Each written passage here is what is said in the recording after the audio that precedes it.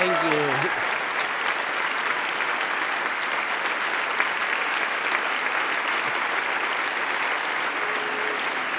Thank you. Thank you so very much. I think it's probably a week or so ago, we were in San Francisco, and I was going to be preaching at the cathedral, Grace Cathedral, and they have a preschool attached to the cathedral, and I walked in, and one of these young ones piped up, "Oh, you're old."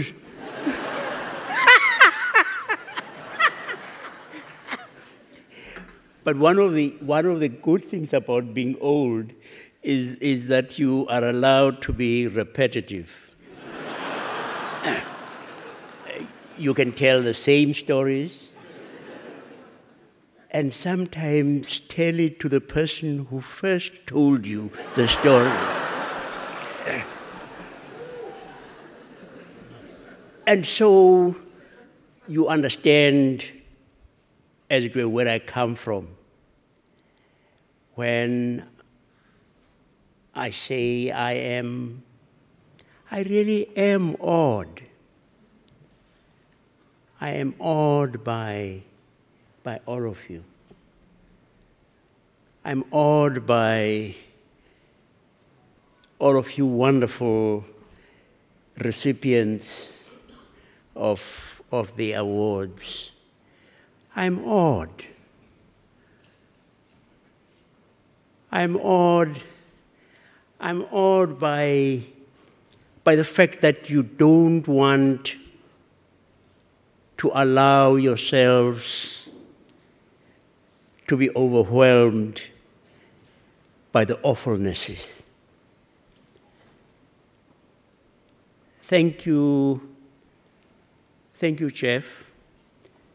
Thank you, Sally. Thank you, all of you in the Skoll Foundation. You're just fantastic. And I do want to say a very special thank you to Tina.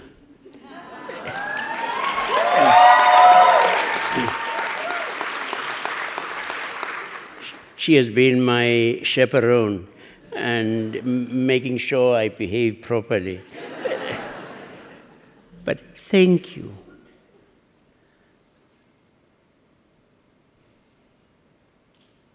Jeff could have said, well, I've made my packet, and bye-bye, everybody, you know. But no.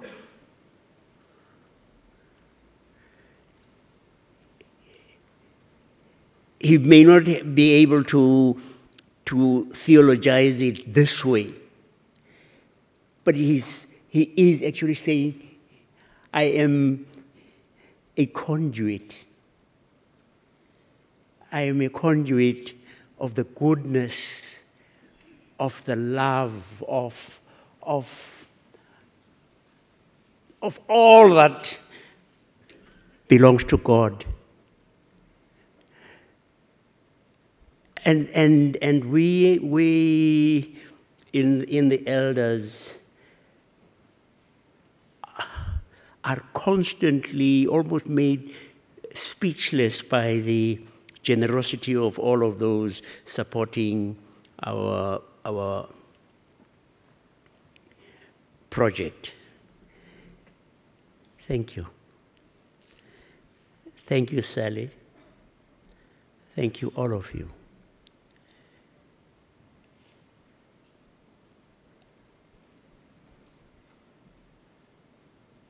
I want to tell you that as I have grown older, I have become increasingly aware of just how much I owe to others. I accept this incredible award representatively.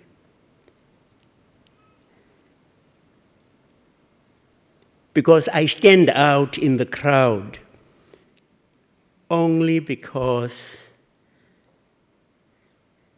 they are carrying me on their shoulders. Without them, I am nothing. It is those incredible people back home who have enabled me to shine.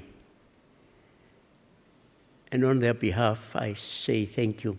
But just in case you get away, you say, oh, isn't he nice? He's so modest.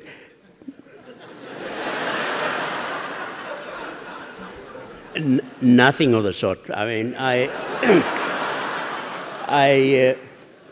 my wife and I went to West Point, the military academy, and at the end of my visit, the cadets decided they were going to give me a cap to commemorate the visit. And I tried the cap on. Now, a nice wife would have said, the cap is too small. Leah said, his head is too big.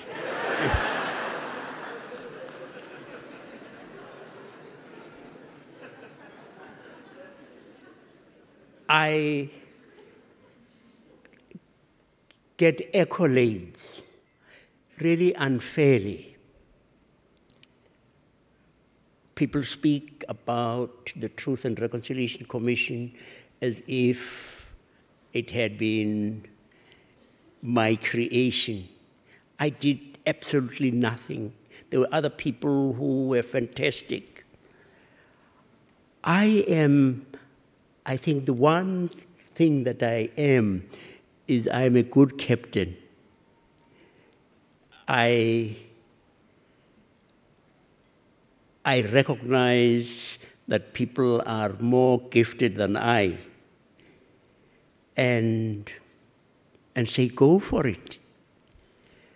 In the audience here, I think there is a young man, Paulus.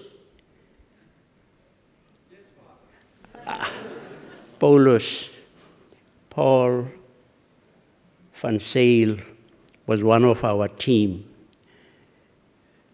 A brilliant young man who ran the TRC. And like the good captain, when the team plays well and they win,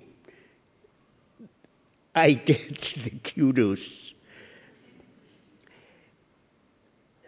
But I just want to say to you, you'll allow me to say just a few little things.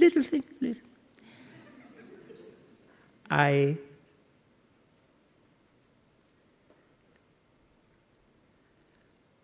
had a mother who was not educated beyond elementary school. She was a fantastic person. She was extraordinarily generous. Leah called her the comforter of the afflicted, because each time anyone had the worst of an argument, you're quite sure my mom would be on the side of the one who was having the worst of it. I resemble I resemble her physically. She was stumpy, and she had a large nose. But I always pray, please God, help me to be in my temperament, in who I am. Help me to be a little more like my mother. Please.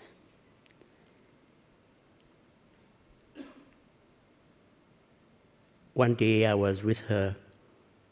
I was maybe 8 or 9. And she was working as a domestic worker, a cook for blind women in an institution.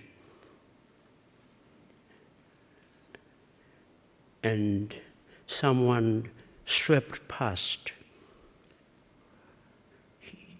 a tall Englishman with a sombrero. And as he went past, he doffed his hat to my mother. A white man doffing his hat to a black woman, uneducated. I didn't know it was Trevor Huddleston. And later I went to live in Sophiatown in a hostel that the Community of the Resurrection, to which he belonged, had set up.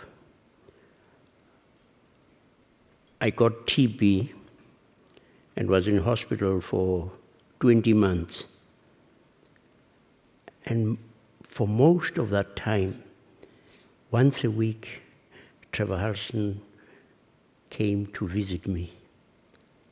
Me, a township urchin, by an important white man. You don't know. You don't know. No, you don't know.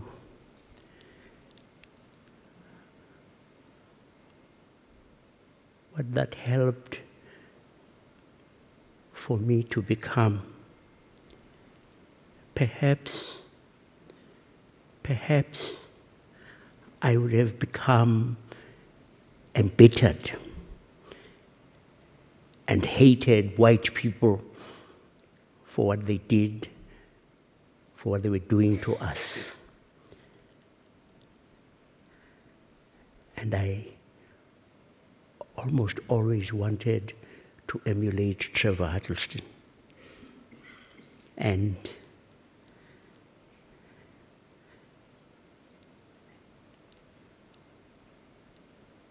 to be like my mother.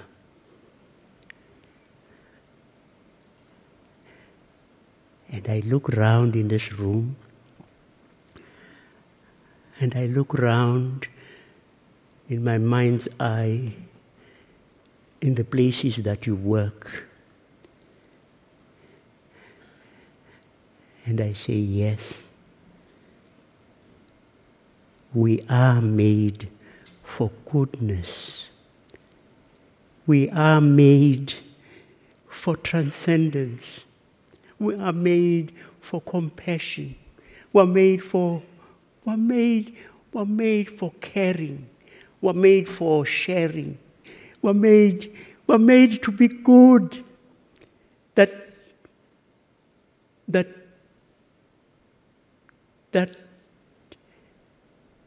the bad, the evil, the vicious, those are the aberrations. And God gives up on no one. And you and I are part of this divine project of turning this world to make it more hospitable for goodness, for laughter, for caring, for joy. And hey, when God looks down, yes, God sees Libya, God sees the Ivory Coast, God sees Gaza, and God cries. God weeps. And then, did you notice? Did you notice that little angel who went and wiped off the tears from God's eyes, and God was beginning to smile because God looked and saw Skoll Foundation. God looked and saw, hey, and the smile of God was like sunshine after rain. And God said, hey,